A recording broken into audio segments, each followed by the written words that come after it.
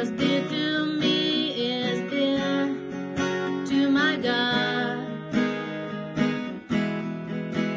I can't shed more tears, I know it's time to fight. It's time to remove the mask. For once, let us be honest. We parents will not step back. Our children deserve the best. Punished for protecting them. Where is the justice in all that? Our voices rise because our love is deep. Return the innocent, hear our hearts beat. Yeah, yeah. It's time to remove the mask. For once, let us be honest. We parents will not step back. Our children deserve the best.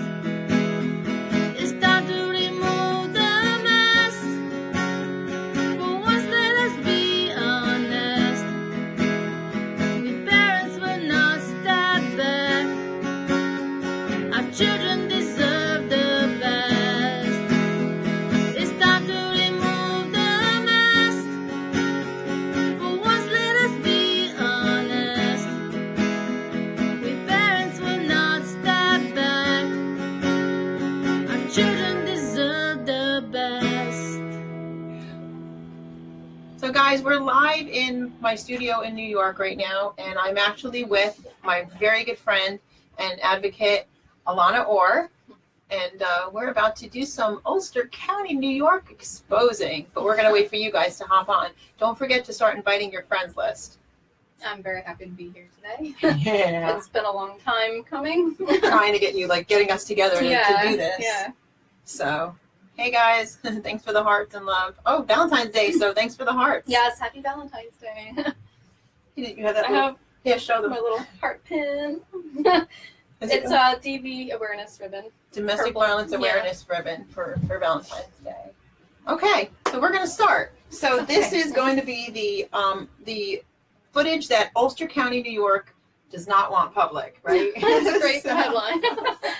So again, for anybody who just tuned in, this is Punished for Protecting Facebook Live, and this is my good friend Alana Orr. She's an advocate.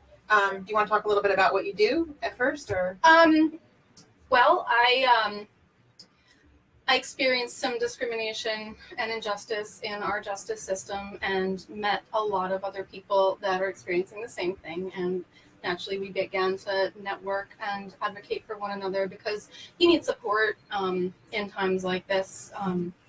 When you're dealing with domestic violence, child abuse, sexual assault, things like that. It really takes a toll on a person, and you need social support. And so I co-founded a group called Amicable in America with a couple other mothers that were enduring similar things. We found a whole slew here, and in particular, and Alana just read my book. Yes, amazing. Yeah. Really excellent. And if you guys get to see the book, or anybody that's from Ulster County, New York, that's watching this, and you've had to deal with the Ulster County Family Court. And as we know, this is a national and global issue. It is, yes. One particular judge has a target against mothers. And now we know, and we always emphasize that there are lots of great dads out there, and many of you have suffered for years and years and years and never got any justice whatsoever. And we defend you, and we embrace you. But this particular judge tends to really have a pattern of abuse and just takes children from mothers. Yes. And no looking back. Yes. Literally no looking back. It is absolutely a gender bias.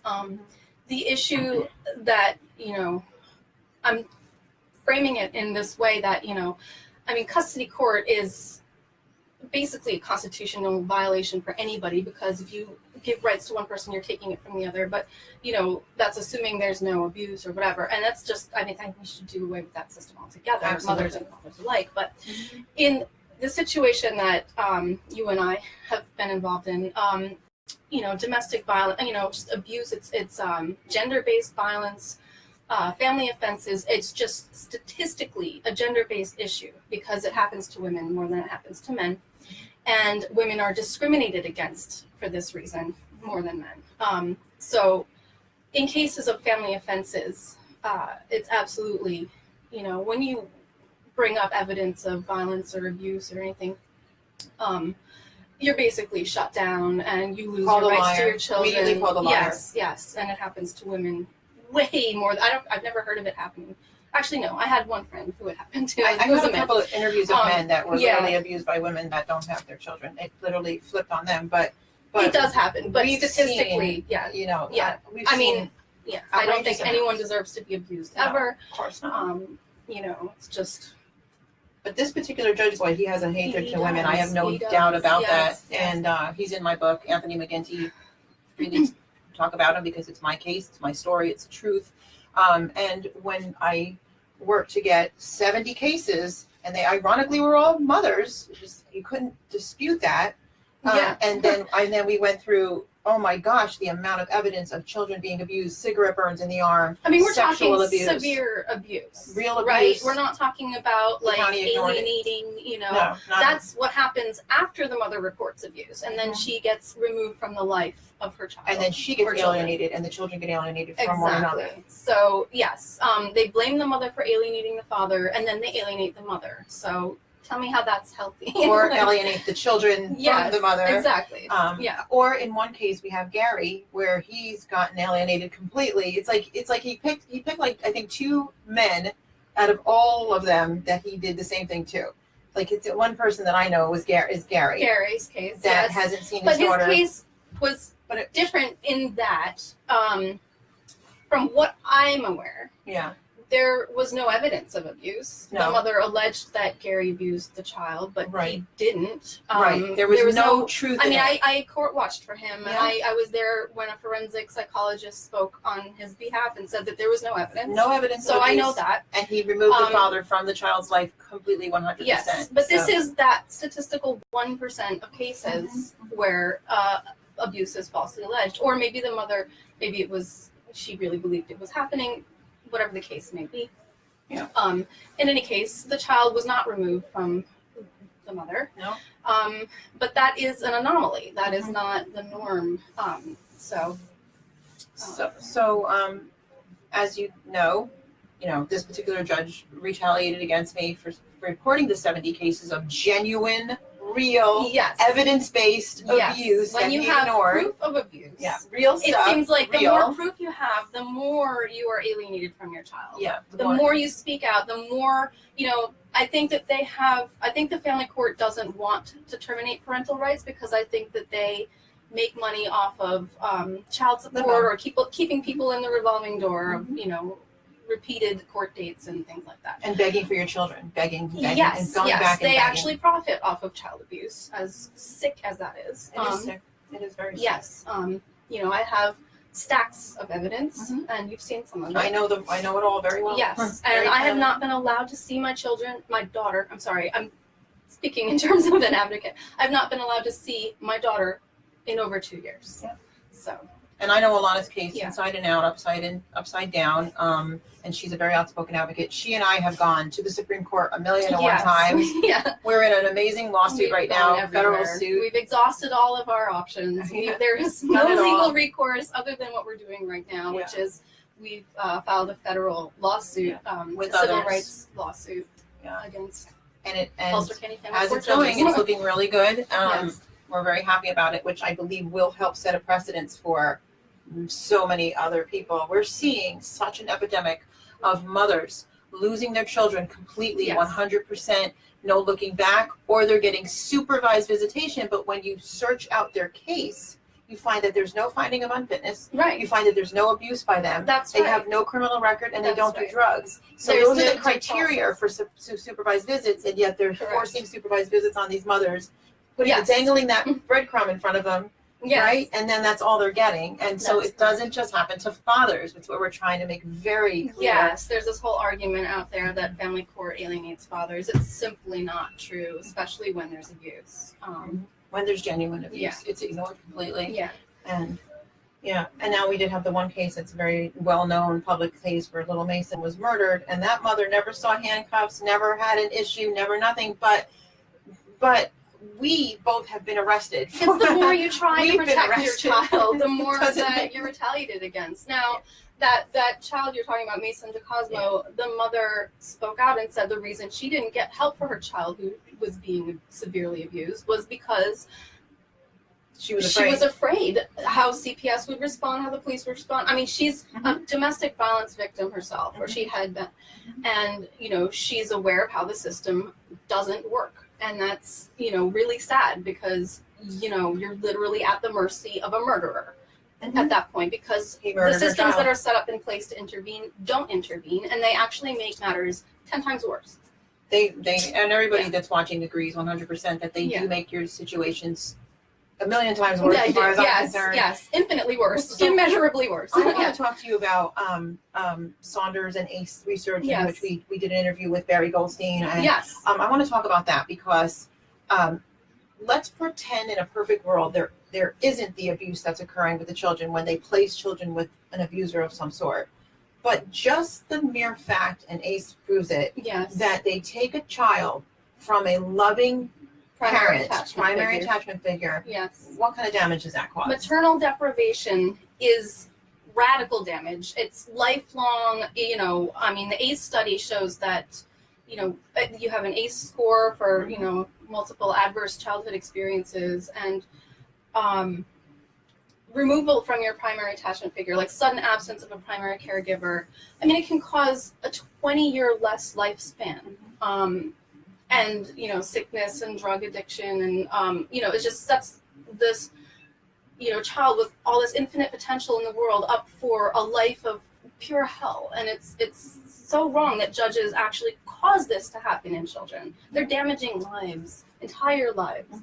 And it's not just the judges, it's the attorneys for the children and the other attorneys. I mean, they collude. It's, I would swear to that in the court of law. They absolutely collude. Yeah. Everyone knows it. I mean, when you're dealing with, literally, I'm dealing with thousands upon thousands of your cases, as you all know, and they're all the same. They're all the same. That's what they do. And I don't know why they need to cover up the abuse. They feel the need to do that. I think it's, it's either a monetary issue or both, or it is just simply that it's discrimination against women who report abuse. It's like they don't believe us. They don't believe us. We've had several cases. Matter of fact, there was a woman who literally beat the shit out of herself, and she went on to say that the man did it. I don't believe that. There's a few minimal cases that are out there, and these cases is what they set the precedence for all women.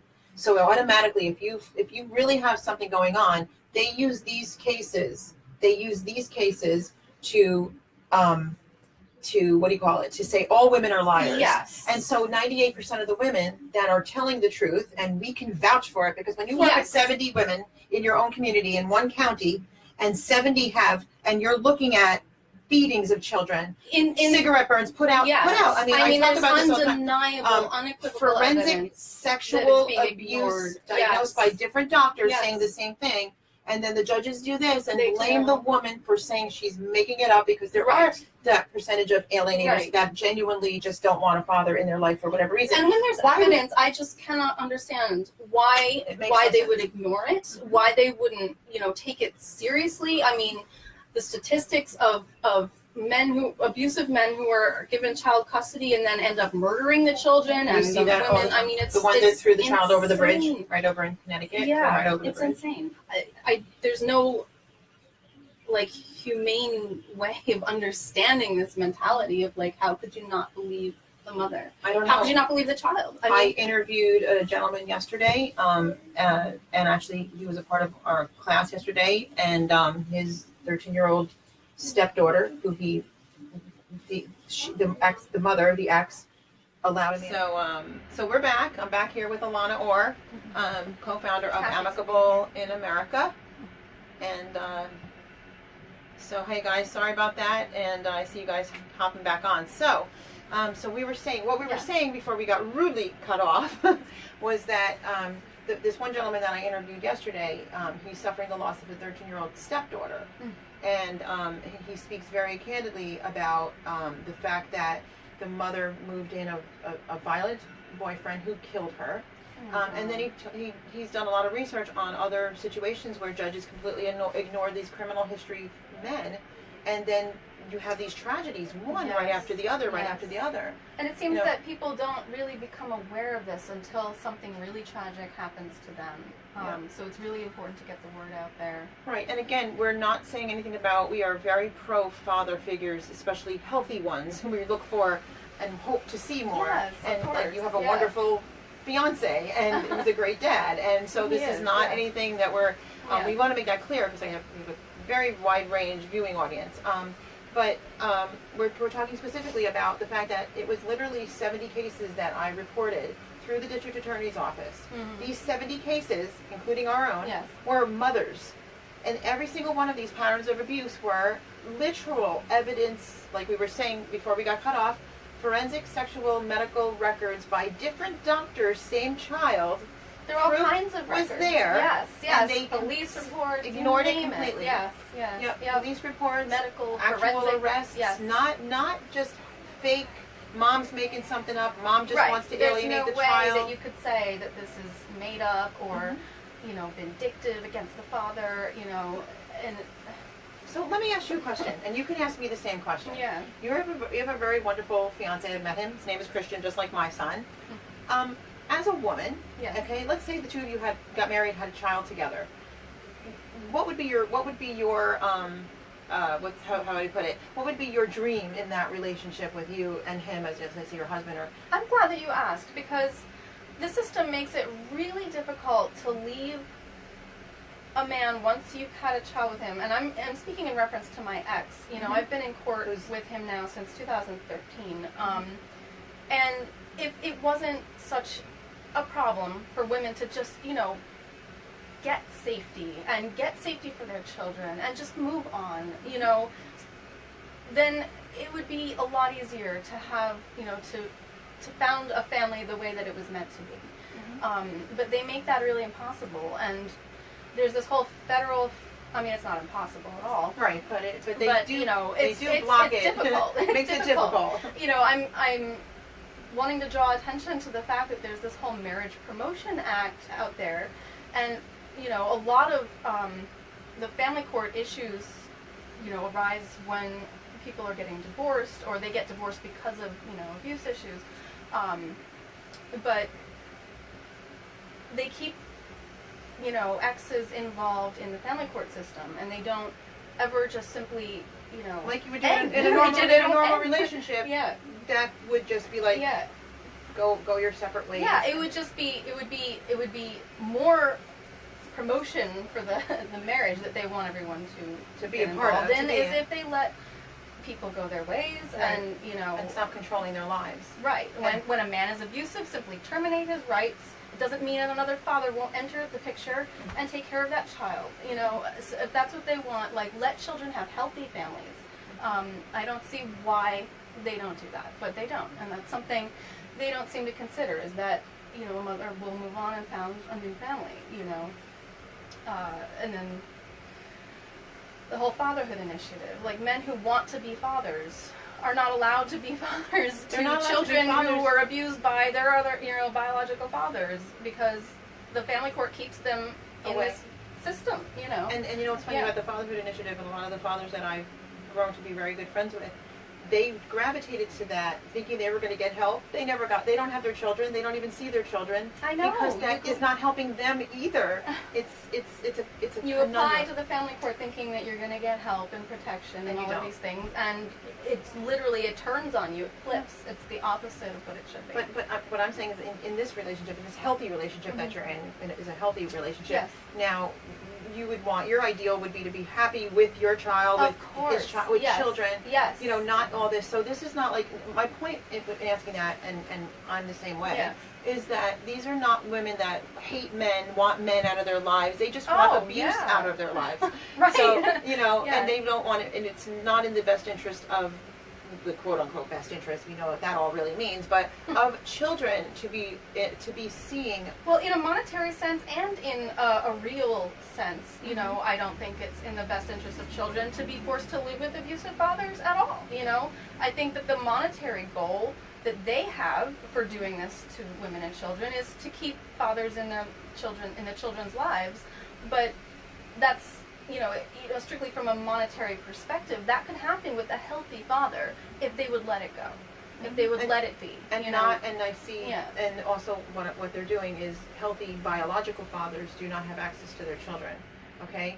Now I don't know what's happening with Gary at this point. I haven't had a chance to know recently what's happened. Has he gotten any access to his daughter at all? I think he's doing therapeutic visitation. Now he's doing therapy, Yeah. and this poor man has never had. He's never abused her. There's been nothing proven. You saw the forensic psychologist on the stand that stood up for him, and it's been how many years with Gary? I'm just curious. That's a good question. It's been longer than years. you, I think. It's been years, yeah. So this is my point. There's something that, and I have it in the book, that is completely opposite of what any normal thinking person would do to secure the healthy families or to secure the Right. healthy relationships. Right. But It tonight- really is some kind of discrimination. It's, I mean, not in, you know, you're talking about Gary's case. I'm thinking, like, I almost think that there's some psychological aspect to it where, you know, when they know child abuse is occurring, it's like they get or happy about domestic it or violence something. or sexual assault, it's Yeah. so bad Yeah. that I think that there's some kind of psychological response that is protective, like a protective mechanism that clicks on where they go into denial, which doesn't happen when a person's lying about abuse. That somehow you can just kind of tell, I think. But when there's real abuse occurring, it's like they go into this self-preservation mode where to accept that the abuse is happening is actually harder to their worldview than to deny it and literally destroy the lives of the all families of everybody. that, you know, Everyone gets yeah. destroyed. So I think that's like a psychological aspect that everyone needs to look at in the legal system. I think that we need to join the law and psychology, and they shouldn't be separated. I mean, they attempt to do that with custody evaluators, but that's a flawed system too. I mean, they need to make decisions based on what they know is in the best interest of the children, and not some made-up thing where these evaluators are paid off to say such and such a thing, you know, to further this corrupt monetary interest that And to doesn't continue the benefit cycle. families. No, it Yeah. doesn't benefit families. Right. And it's, I mean, it's Exactly. been clearly Yeah. made over and over and over and over Yeah. and over that this is a highly abusive system. Like I said, we literally had 70 cases of all women, all mothers. One was a pregnant mother. You know, they wanted to put her through trial. I said to her, you can't go through trial when you're not pregnant, let alone the emotion, going through a pregnancy and going through that emotional, horrible trial, especially when they're doing nothing to protect you or your children in any way, shape, or form. But the things that they do are, to me, are so barbaric and so abusive. Yes. But the 70 cases that we dealt with that you know the whole thing. I went through the district attorney's office with it. We filed all kinds of complaints with the sheriff's department in Ulster County. We had I'm dealing paper with trails, paper miles trails, long. attorneys overseeing the whole thing. Yeah. For it to come back, no big deal. Like, there's nothing wrong here. There's some serious corruption going on, and I don't understand why. CPS surely is involved with that. You know, Not unfounded, always unfounded when there was real abuse. Oh, never did they ever find anything CPS to be substantiated as abuse when children were being abused in so many cases in Ulster County, Dutchess County, and Orange County. Yeah, it's really weird. I mean, you'll have evidence of the father's abuse against the child or the mother, and the CPS in Ulster County, and I'm sure this happens everywhere. It does. I do. They will indicate the report of maltreatment against the mother you know, yeah, either for taking the child to the doctor too many times, Oh, yeah. or There's that. for, you know, this or that, you know, making, you know, there's really no reason for it. Not in any kind of logical way of thinking. Not in any kind of like heart-centered way of thinking. You know, the only thing it could possibly be is a monetary interest. I think that part of the monetary interest is the fact that they like that you're in court and they're getting money. The public pretenders are being paid Yes. over and over again. Every time they walk into a court, they're making money. Obviously, everybody there is being paid. Yes. Okay, whether you're poor, whether you're rich, they're being paid. So to have you keep coming back and coming back. Hey, listen, if they have your kids till they're 18, or if it's a disabled child till they're 21, Amy 23. Ingram. Amy Ingram. I have your child till she's 18. Yeah, let's talk about her. So Yeah. Amy Ingram is a child attorney Yes. in Kingston, New York, and she has, and I know the pattern of abuse with her. You have her. Boy, You do had we. her for your son. I Had her, from yeah. my daughter. And others. Yeah, I yes. know all the other cases Yes. that she's been on, and never once did she ever. She doesn't even acknowledge it in court. She lies about what the children want. Blatantly lies. And I know for a fact, because my son's back, and he's told me very Yes, clearly. yes. I begged to come home. My daughter's had talks with me too about the things that went on in Amy Ingram's office. My daughter reported things to Amy Ingram that she ignored. But actually, that's a very good point. Let me make this point very clear.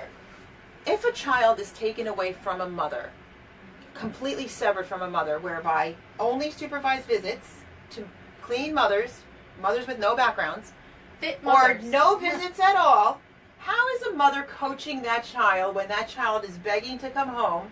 They can no longer use that Not only that- false alienation, guys. They Yeah. can't use that anymore because you've stripped the mother from the children. You've stripped the children from the mother. Okay? So they try to use that, and I'm in agreement. Alienation is a very real thing. I see mothers and fathers being alienated from their children, and children being alienated from their mothers and fathers all over this world.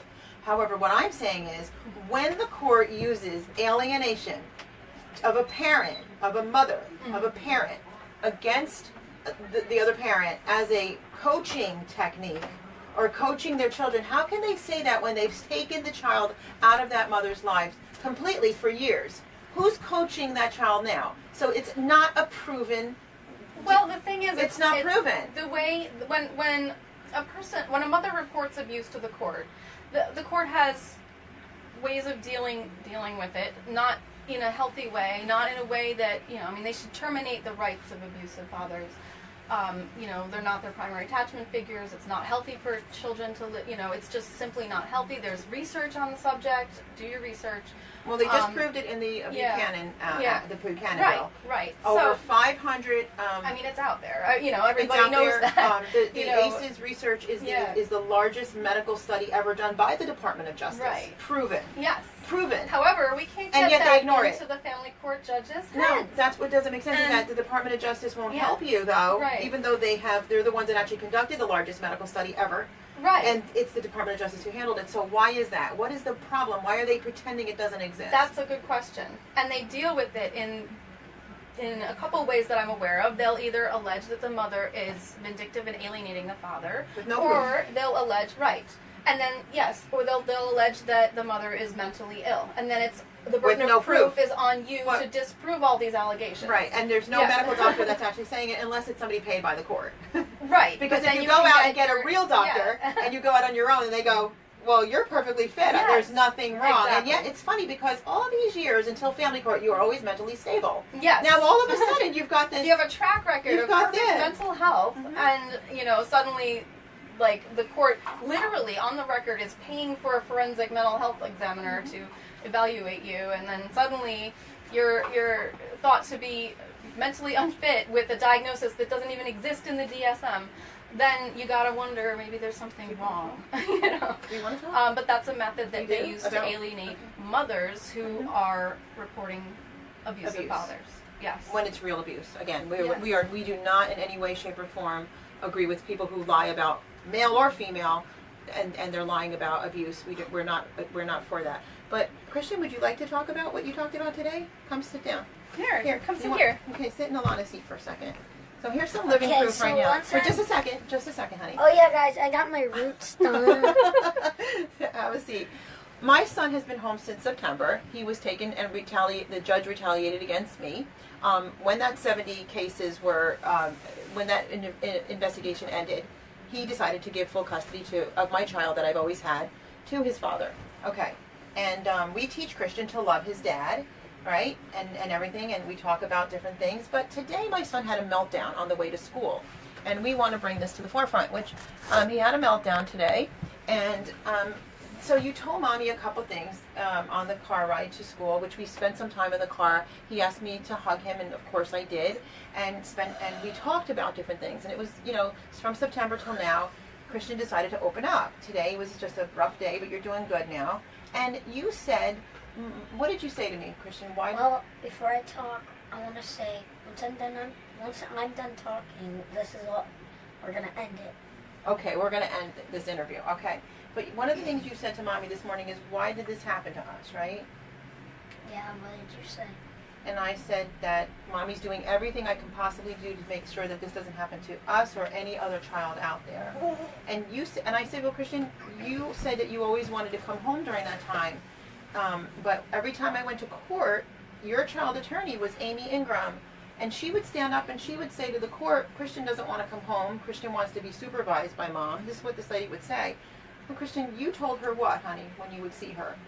I want to see you and I also want to see Dad at the same time. Mm-hmm. And what about coming home? What did you tell Amy Ingram about coming home? I want to see both of you. Mm-hmm. Like I literally asked her at least let me see her for a weekend. I asked her. Well, you that got to the at point of least, begging her for weekends, but you told me in the car that you said you wanted to come home, and that's the part that you were trying to grasp for straws towards the end, I like was anything. trying to make it so I could see both of you. Okay. So, but what about the fact of seeing Mommy? Yeah, you and Dad. I want to see both of you at the same time. Okay. And that made you feel really, really bad, right, that they did this? Mm-hmm. Did you wonder why in the world your Mommy would have to be supervised to see you? No. Oh, you didn't? Oh, okay. All right. Well, I'm glad that you got to talk about this today, and I'm sorry that you were sad this morning, but you're doing better now, right, buddy? Yes. And you got cool hair? Okay, so we are going to end it here. Just a second. Mommy will end it. Mommy No, will end I it. know how. I know the button. Okay, he knows the button. Wait, let's say goodbye. Let Alana say goodbye, too. Bye, everybody.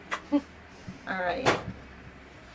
And we're going to end it now, guys. So we thank you. Hang on, let Mommy do this part. We thank you for being on with us today. Alana, thank you for Thank you for having being me. on. And we will bring more of the lawsuit that we're having with New York soon, and the damaging effects that it's caused so Let many me families. hit the button. Thank you, guys.